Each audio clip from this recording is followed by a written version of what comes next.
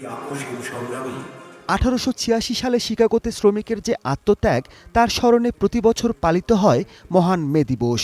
সুস্থ শ্রমিক কর্মঠ হাত, আসবে এবার নবপ্রভাত। এই প্রতিবাদে রাজধানীতে এই আলোচনা সভা। প্রধান অতিথি ছিলেন রাষ্ট্রপতি মোহাম্মদ শাহাবুদ্দিন। শ্রমিকের ঘামে গড়ে উঠছে নতুন বাংলাদেশ। তাদের অধিকার রক্ষায় প্রয়োজনীয় সবকিছুই করা হবে বলে জানান প্রধানমন্ত্রীর দুই উপদেষ্টা।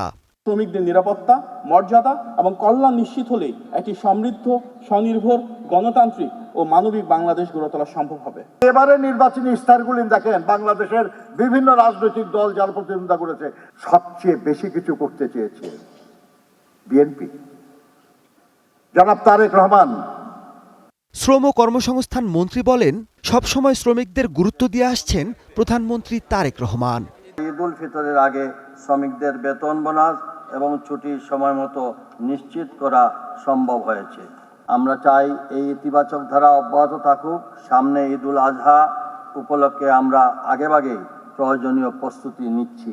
অনুষ্ঠানে প্রধান অতিথি রাষ্ট্রপতি বলেন, দেশে রেমিটেন্সের যে প্রবাহ তার ভিত্তি স্থাপন করেছিলেন শহীদ প্রেসিডেন্ট জিয়াউর রহমান।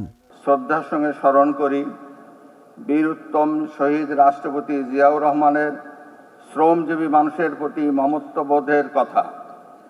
তার প্রবর্তিত ত্রিপক্ষীয় শ্রম নীতি ও সংস্কার শ্রম কল্যাণের ভিত্তিকেই শক্তিশালী করেছে।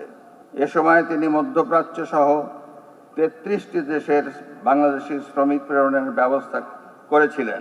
এই উদ্যোগই পরবর্তীতে বাংলাদেশের অর্থনীতিতে বৈদেশিক মুদ্রা প্রবাহের নতুন যুগের সূচনা করে।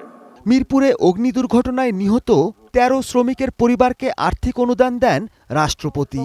2 লক্ষ টাকার চেক গ্রহণ করছেন তার পিতা মাহমুদুল হাসান, স্টার নিউজ, ঢাকা।